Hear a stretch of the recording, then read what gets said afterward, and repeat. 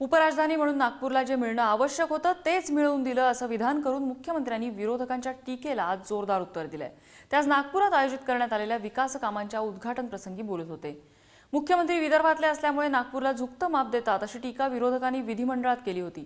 त्यावर आज मुख्यमंत्र्यांनी स्पष्टीकरण दिलं आणि इतकंच नाही तर कुणाचेही अधिकार काढून नागपूरला झुकतं माप दिलेलं नाही असा दावाही त्यांनी केला।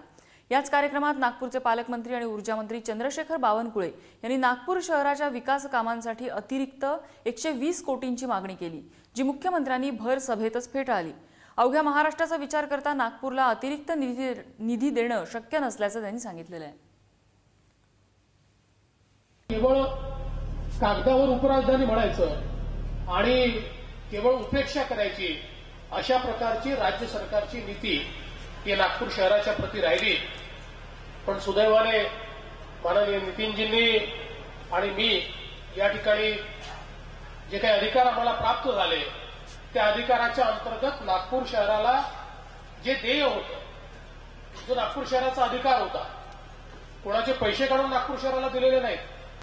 म्हणजे आपल्या काळात आपण विशेष निधी नागपूर शहराला सुरू केला, गेल्या 15 वर्षात तो बंद करून टाकला। एक नया पैसा उपराजधानीच्या शहराला आपण दिला नाही।